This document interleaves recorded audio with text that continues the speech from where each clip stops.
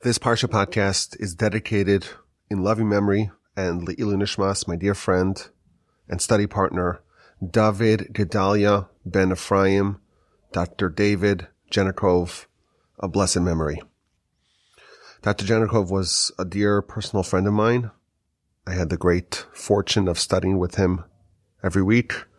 He was a stalwart supporter of Torch. He was a dedicated listener of the Parsha Podcast and all the other podcasts that we do over here. And he sadly passed away tragically and shockingly in a car accident a few days ago. Our Parsha begins with the death, the eulogy, and the burial of Sarah. Our Parsha contains the first eulogy in the Torah, and I wanted to dedicate this Parsha Podcast to a eulogy of my dear friend, David Genecov. I want to divide this into two parts.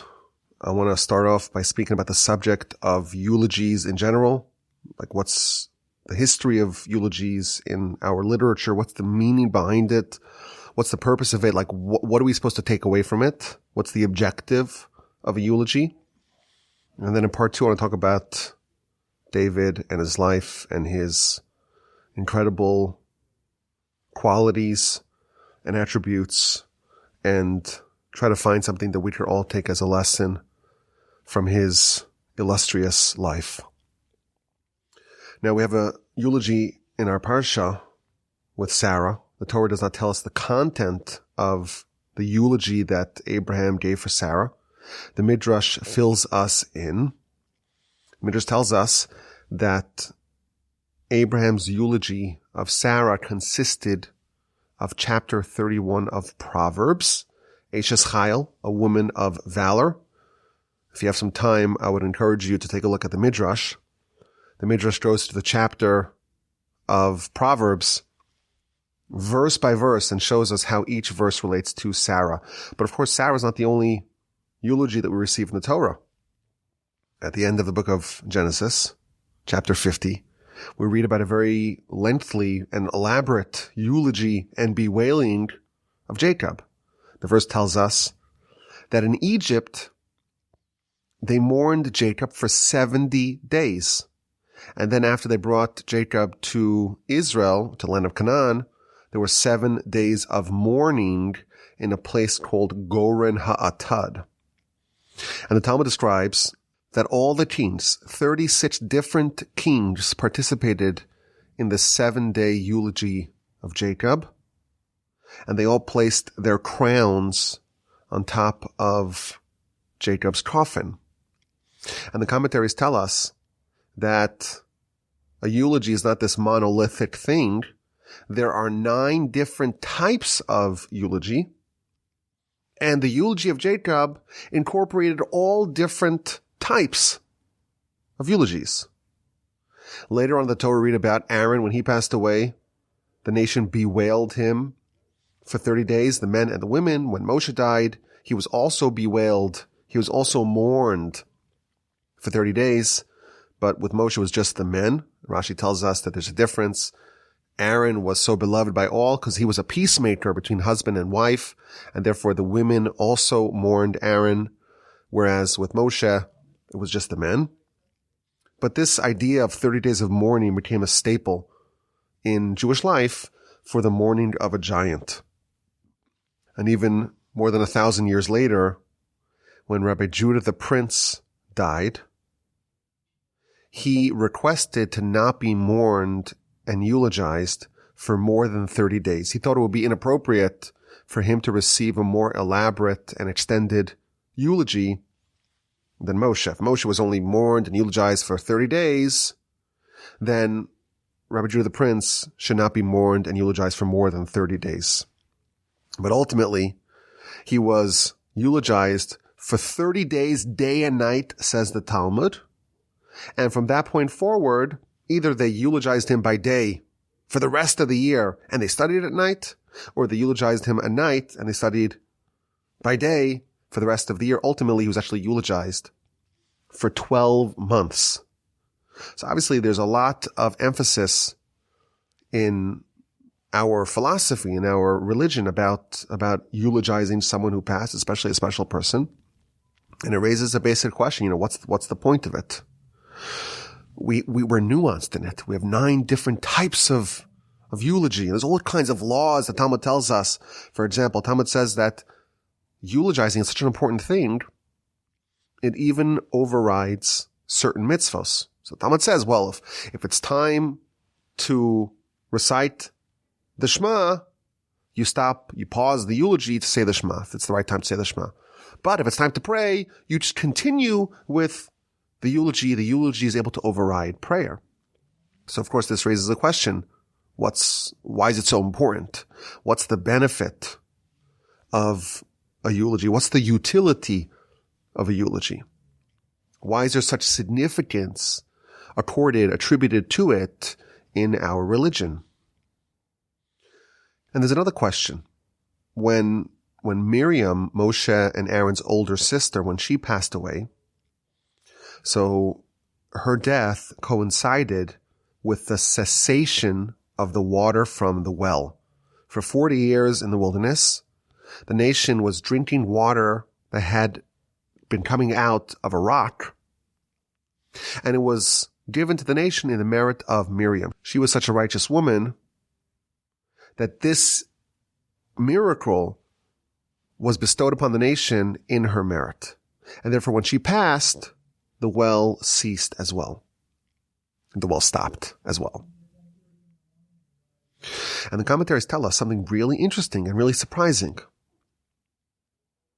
When Aaron died, when Moshe died, they were mourned and eulogized properly.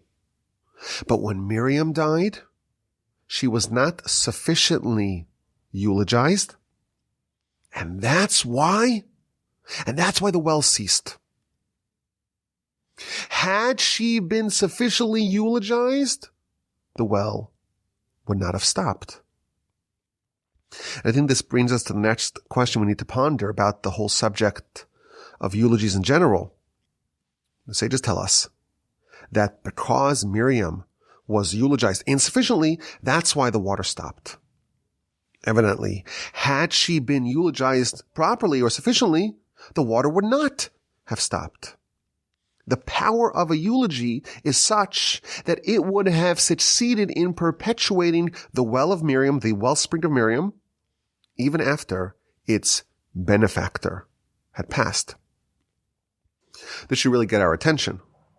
Why would the counterfactual eulogy of Miriam, why would that have extended the well that came in her merit? So what's the purpose of a eulogy? Now, when we examine the sources, we find a variety of different answers. On a most basic level, we know and we see many sources to this effect, that being around the subject of human mortality, being around the whole notion of our life over here being temporary, that subject can be very productive. We're here for a finite amount of time, but we don't always think about the fact that our time here, our clock is ticking, and we don't know when it's going to expire and when our opportunities in this world are going away. We don't know. Every once in a while, we encounter the harsh and bitter and stinging reality. The people we love and the people that we look up to and the people that we admire are not with us anymore. And of course we know their soul is still alive and it's just their body and the body will be resurrected. We know that, but still, they're not around us anymore. And that shakes us up. It's a little terrifying, of course, but our sages tell us it is productive. The verse in scripture tells us it's better to go to a house of mourning than to go to a house of festivities. You see festivities and you see joy and revelry, and it's exciting.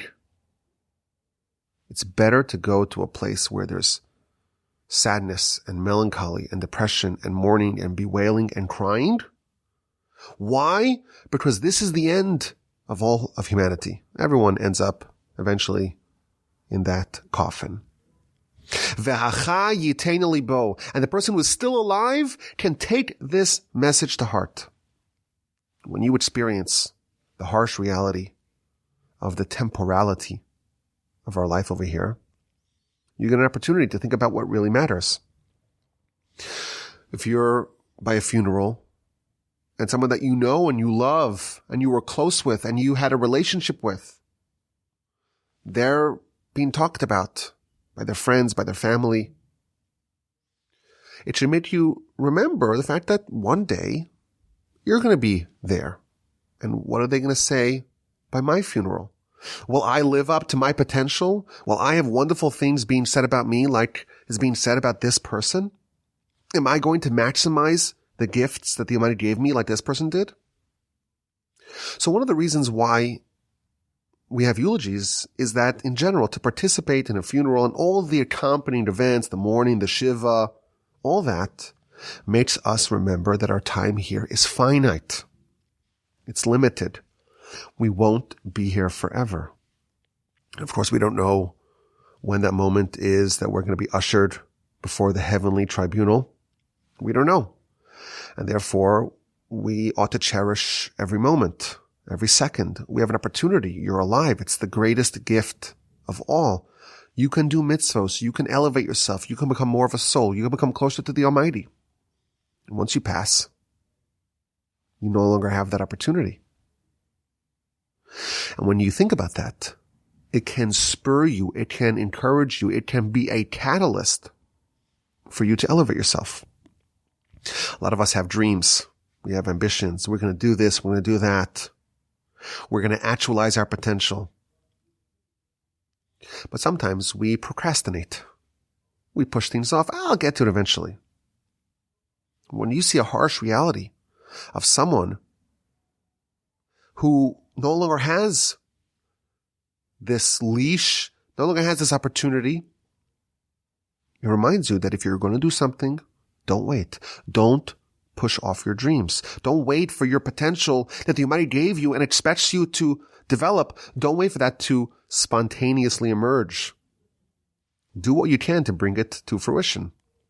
As Hillel tells us, Im lo achshav emasai, if not now, when? Don't say when I get the time, I'm going to do what the Almighty wants of me. How do you know that you'll have more time? The Mishnah tells us to repent a day before we die. Well, when's that? Could be today, could be tomorrow, we don't know. But we don't think in those terms most of the time. We're away from it, we're shielded from it, we're insulated from it. And you participate in a funeral, and you listen to eulogies, and you think about what a person lived for, what they valued, what they prioritized, what were their life's accomplishments, what were the behaviors that they embodied, what are the qualities that they earned. When you experience that, it can help the participants to take their life more seriously. So on a basic level, the reason why we have eulogies is for the benefits of the participants. They get a touch point with their own mortality, and that's a very beneficial reminder. The Talmud tells us that when we remember the fact that we're going to die, it can help a person to avoid making any mistakes. Most of our mistakes, says the Talmud, most of our spiritual blunders can be attributed to short-term thinking, to forget about the fact that we're souls and we have an eternal life, and to try to build towards that legacy. We forget about that. A eulogy helps ground us and kind of bring us spiritual sobriety.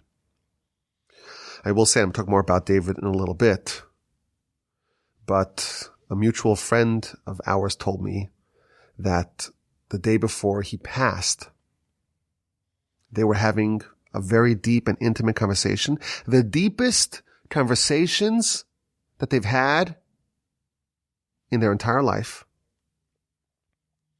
And it was an emotional conversation, and it was a spiritual conversation, and it was a conversation that I believe would qualify for what our sages tell us, to repent the day before you die. And it just happens. The Almighty works, of course, in ways that are unfathomable to us sometimes. It seems, just from what I wasn't privy to the conversation, but from what I heard about it, this was a conversation that definitely qualified as repentance the day before you pass. But again, talking about eulogies in general, we have an idea as to why the whole institution of a eulogy is found, why it's so emphasized. It's important to think about our own mortality. But of course, our sages added some more reasons why we eulogize. For one, they tell us that it bestows honor upon the deceased. You talk about their qualities. You talk about their accomplishments. You talk about the good character. You talk about the mitzvahs that they did. That brings them honor. And it also encourages other people to try to emulate them. But one of the most profound ideas, which is a little bit of an expansion of this idea, it comes courtesy of the Gaon of Vilna. And this, to me, is a game changer. This is one of those ideas that really changes the whole subject completely. When someone passes, so they leave, of course, a void in their family and their friends and their acquaintances. They feel that. But of course, every person on their level, it affects everyone in the whole world. All of humanity is affected. But on a spiritual level, that void is much more palpable. When someone does a mitzvah, when someone's righteous, when someone's good, of course it affects their soul, but it affects the souls of everyone around them. It affects the souls, of course, of their family and their community and their city and their country and the whole world.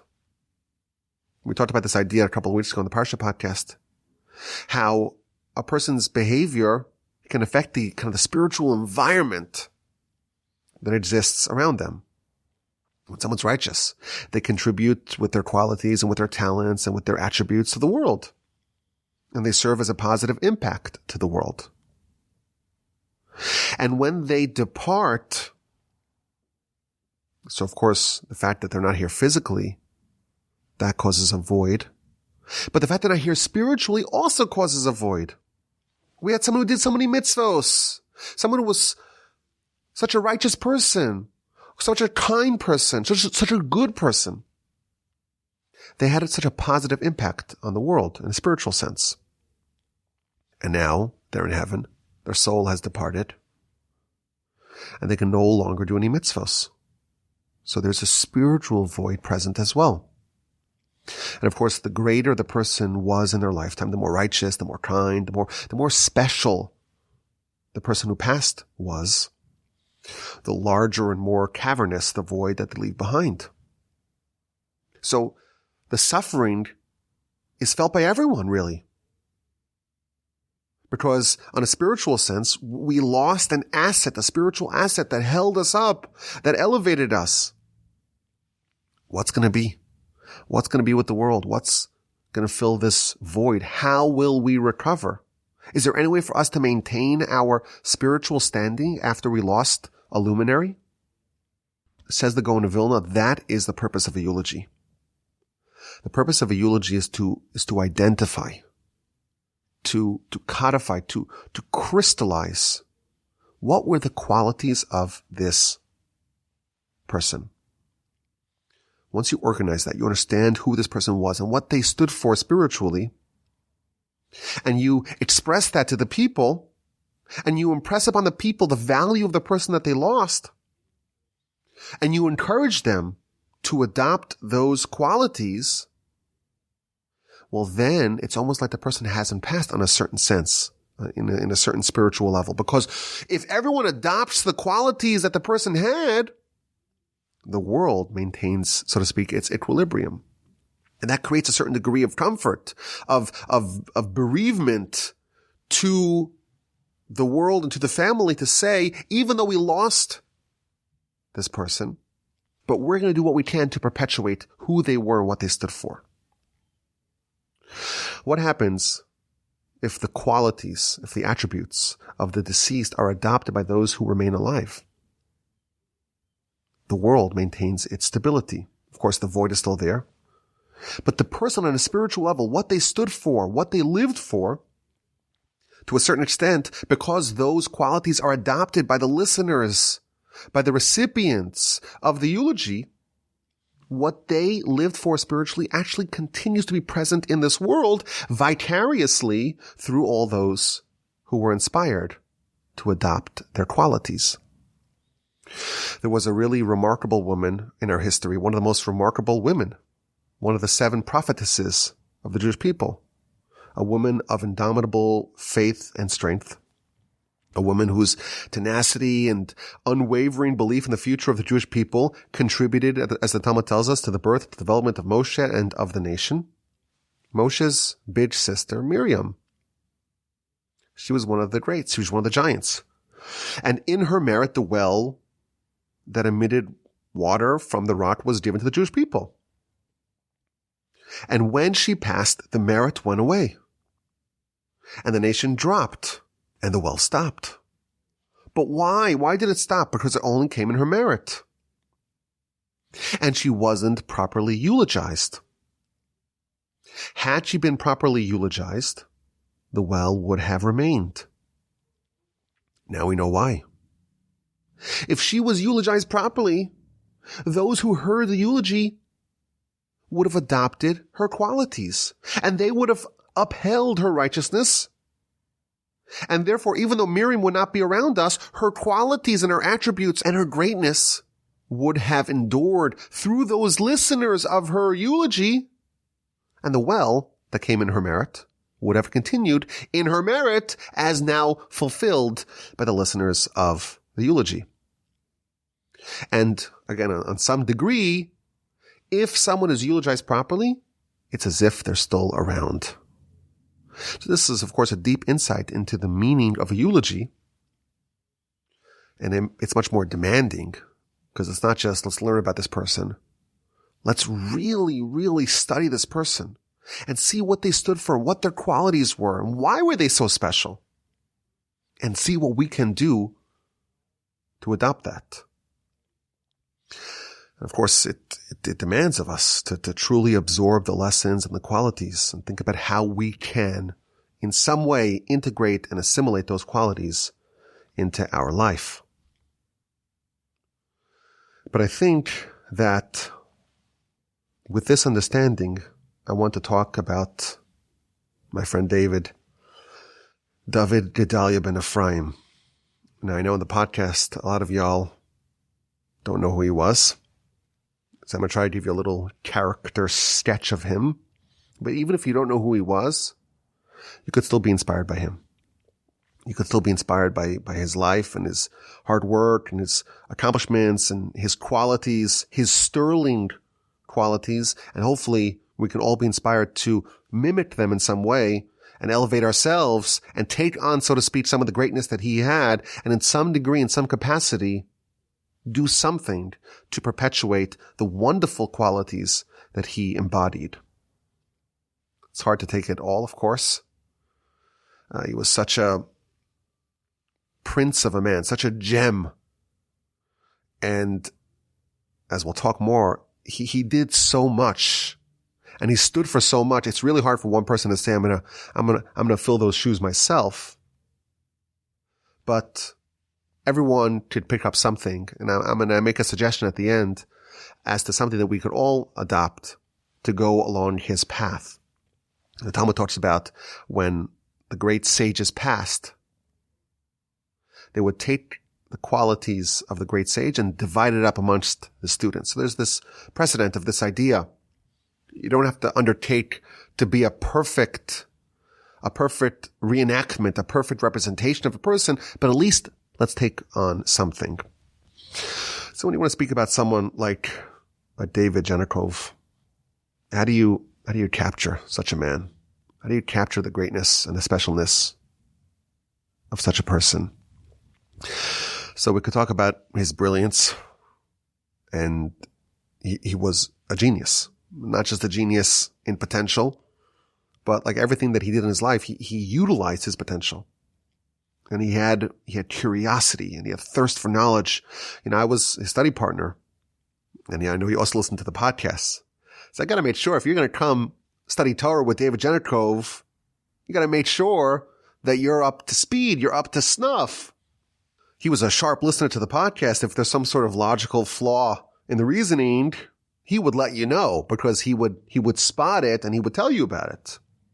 And if this is not limited, of course, to Torah, in whatever field, when we were study partners, and any subject that came up in our discussion, any subject that's in the news, he knew all about it. And he's able to speak eloquently about it. He had this incredibly vast reservoir of knowledge in basically any fathomable field.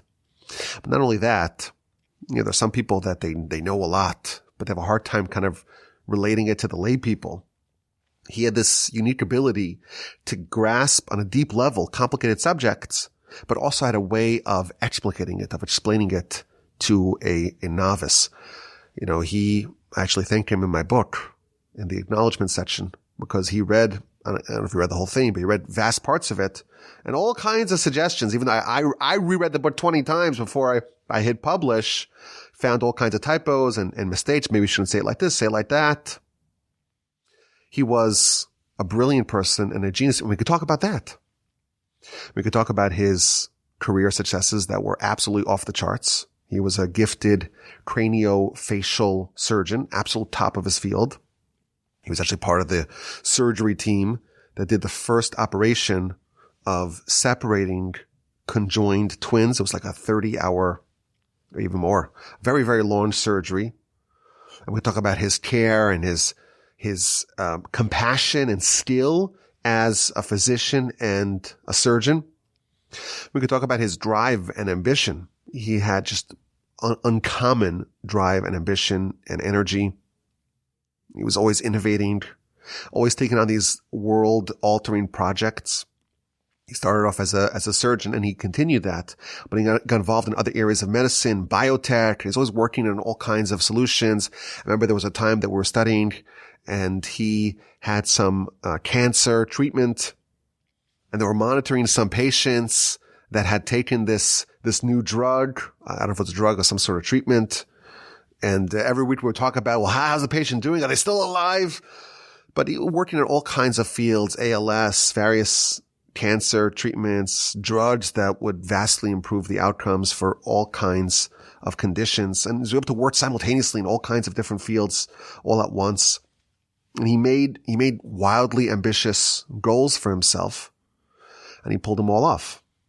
His son Matthew said by the funeral, he said that he was talking about how he would make a list of all the things he wanted to do, make a list like a to-do list, and then just check them off. Even when he was a teenager, he set out these very ambitious goals and he met and exceeded those goals. But Matthew said that he told him that I set out, I don't want to misquote him, something to the effect of, he set out to do everything and he did it all. Everything he wanted to do that he did. He was up every day at 4, walking the dog. He would listen to his favorite podcast, of course, but he would pull in a full day of work before most of us woke up. He had this great engine, accomplishing, doing, building, energy, maximizing his time judiciously, accomplishing an incredible amount in his lifetime. So we could talk about that. We could talk about his incredible ambition. Of course, his incredible generosity. He was a fantastic athlete as well. State wrestling champ in high school, an Ironman triathlete. There's a lot of different angles that we could talk about. But I was thinking of the following angle to try to capture maybe the greatest, it's hard for me to say, but what I see as one of his really crowning achievements or his crowning qualities. So I thought of the Mishnah in Pirkei Avos, in chapter 2 of Ethics of Our Fathers. It's talking about Rabbi Yochanan ben Zakkai. He was the great sage of the Jewish people in the first century of the Common Era.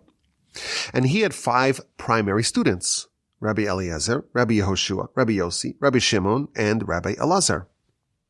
And the Mishnah says that he tasked his 5 primary students to go find what is the best, most sterling quality that a person should cleave to in their life. What's the best quality of them all? And the students went to investigate. And Rabbi Eliezer comes back and says, an ayin tova, having a good eye. That's the number one quality. And Rabbi Yeshua says, to be a chaver tov, to be a good chaver, a good friend. That's the most important quality. And Rabbi Yossi says, to be a shachen tov, a good neighbor. That's the most important quality.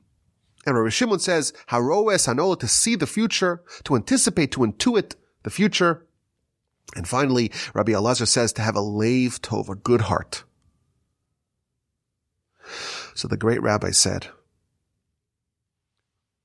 Rabbi Elazar, who said that the most important quality is to have a good heart, I think he's right.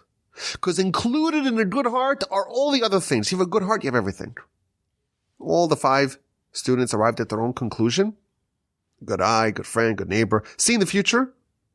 But the best quality, the one that incorporates all the other sterling qualities, is to have a good heart.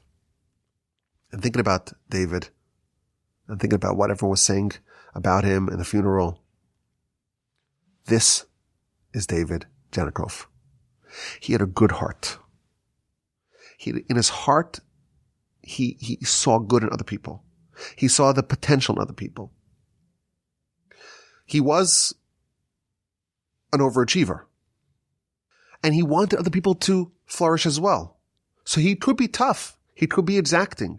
But it's because he had the vision to see other people flourish and blossom. He wanted other people to succeed. And he was happy for other people.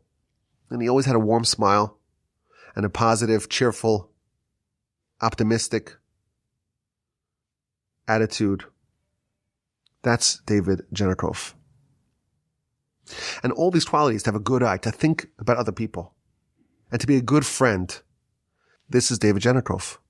By the funeral in Dallas, the shul was absolutely packed.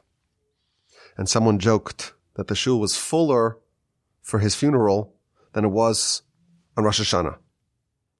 And who were all these people? I thought I was David Genecov's best friend. But I think everyone else in the room had that same feeling. He had a good heart. Included in a good heart is to be a good friend. And he was an incredible friend. He was incredibly dedicated to his friends. I even read an obituary on plasticsurgery.com.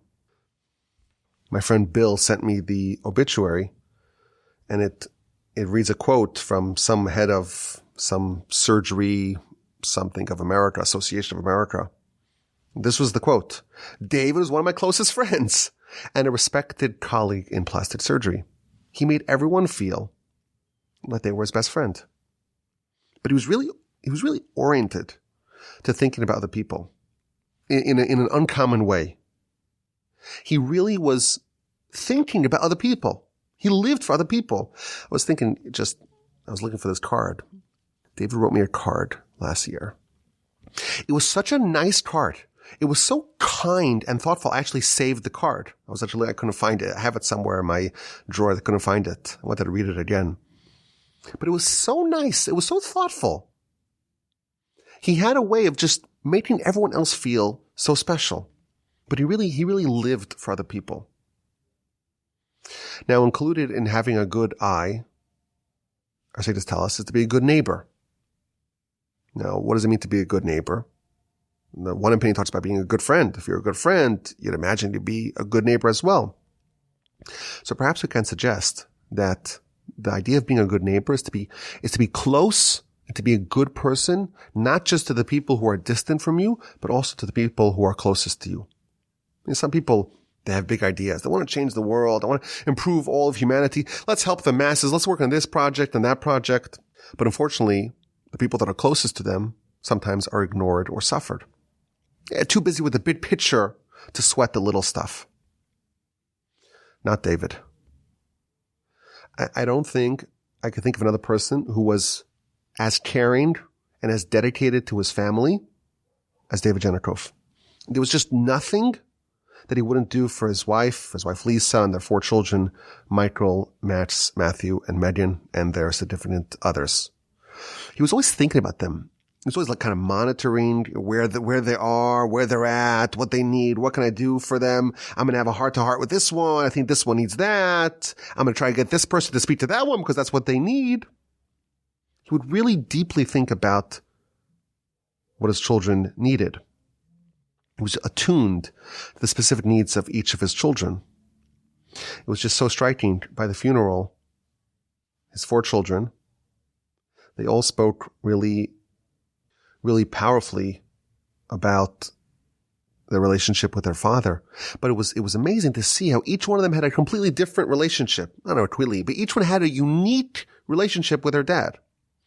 Each relationship was deep and was loving, but it was all different. Such a loving husband, such a doting father, such an adoring grandfather. He was dedicated to his family in an otherworldly fashion. He had a good heart. He had a heart that could incorporate everyone within it. He had a heart the size of Texas. That's David. There was so much love in it. He loved people. He loved helping people. He was sensitive and caring to people. You know, his occupation, his job was craniofacial surgery. So tragically, some people are born with deformities, and he would fix them up. But a couple of weeks ago, I remember we were talking, and he spoke with such passion about these people and how unfortunate they are. Such humanity, such caring, such a big heart for others. Just an incredibly special and refined and sterling soul. Caring for other people, living for other people, thinking about other people. David Genecov really had a leiv tov, a good heart. Now, if this is going to be a proper eulogy, it means that we all have to take away something from it. Now, to expect any one of us to undertake the workload that he had, it's very hard for people to even dream about that. But perhaps we can all, those of us who are fortunate enough to know him, and those of us that are just meeting him now, perhaps we can all take something small from this giant who had such a good heart for other people. Perhaps we can all open up our heart a little bit more for other people, to emulate, to mimic David in some small way, to do something to keep that well, so to speak, not the well of Miriam, but the well of David Genecov flowing.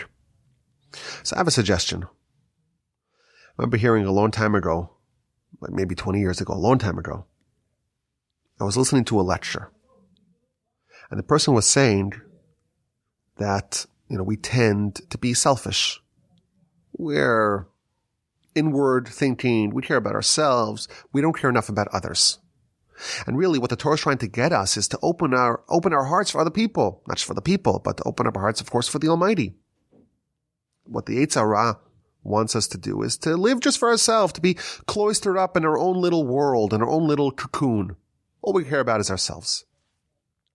But the objective of Torah is to open up our heart, to make us care for other people, to make us, of course, receptive to God on high.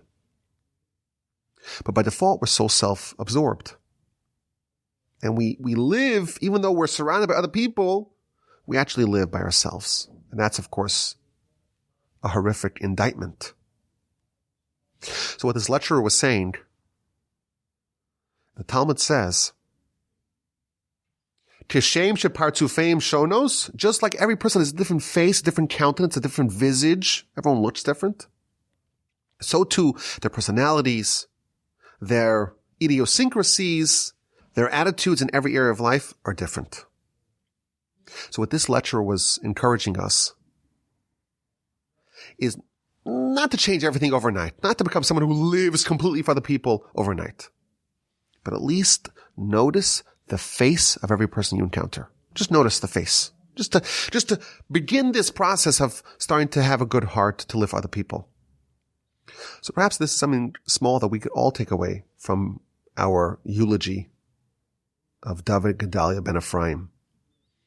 You know, David spent his career mending people's faces, fixing people's distorted faces. People were born, God forbid, with cleft lips and other sorts of deformities on their face. David always noticed and took care of other people's faces. He made their faces look pleasant. And this really encompassed his whole life. He was living for the people. He noticed the people. He had a good heart for other people.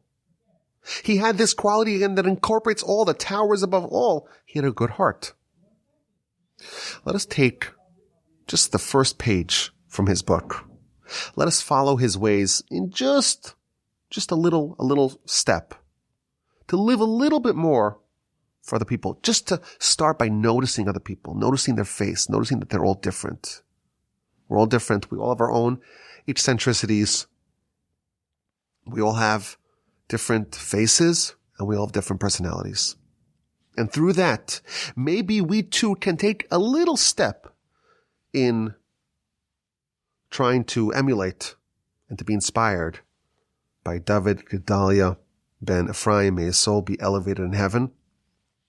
We extend our sincerest condolences to his wife Lisa, to Michael, to Max, to Matthew, to Megan. May the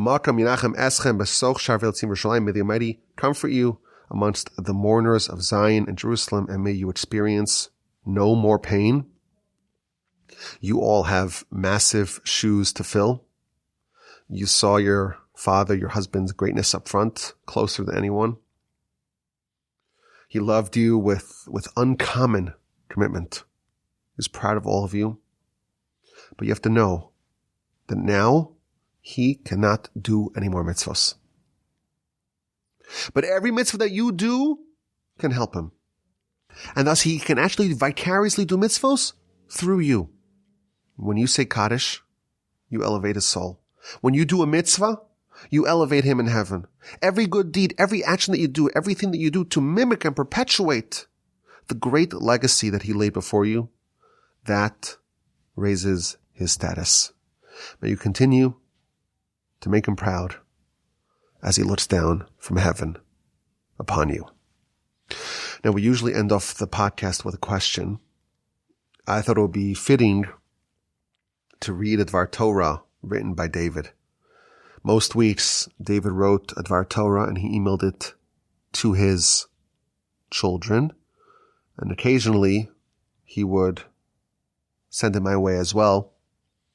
So I looked through my emails and I found the most recent one that he wrote that I was included in. I don't know if he wrote one more recently, but he wrote this just a few weeks ago. And it's such a powerful message, and it's really befitting for the person who wrote it.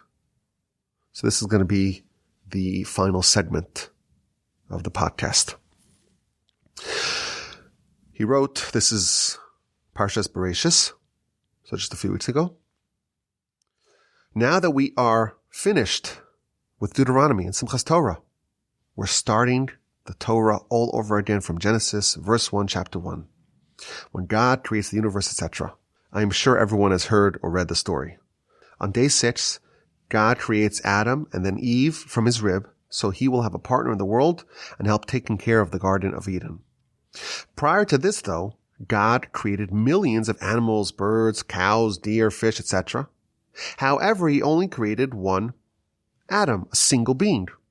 Have you ever asked the question of why only one? This is the origin of the Jewish belief that every person is his or her own universe, and that each life is in fact a world upon itself. The expression, if you save a life, it is as if you saved the entire world, comes from this concept of uniqueness.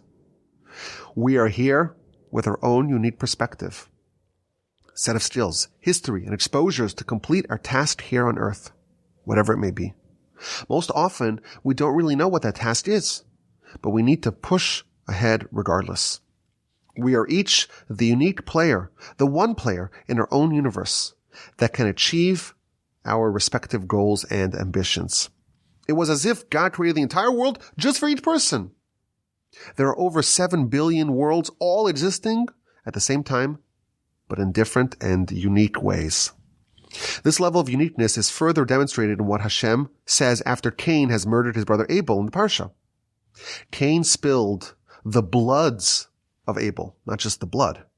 The rabbis conclude that the plural bloods, corresponds to all the generations now cut off from the world that Abel would have created with his offspring. His uniqueness, in fact, our uniqueness, is passed down to our children and their children, etc. To further the point of the importance of one person and to imprint this concept further, one person can change the world and impact all the world around them. Abraham, Moses, David, Joan of Arc, Queens Victoria and Elizabeth, Martin Luther King, and so on. So we must be ready. We must take our talents and achieve. We are each special and have a unique purpose in this world, which is why we are created in the first place. Be the lead player in your life and positively impact those around you. It's why you are here. Be ready to play the game. Have a great week, everyone. All the best. Signed, David Genecov. Of course, these words are fitting to the one who penned them. I feel fortunate to have known him. I miss him. Everyone who knows him, everyone who had the great fortune, the great privilege to have known him, misses him. May his soul be elevated in heaven. As always, my email address is rabbiwilmajibin.com. Everyone have a great week, fantastic Shabbos, and please God, we'll talk again next week.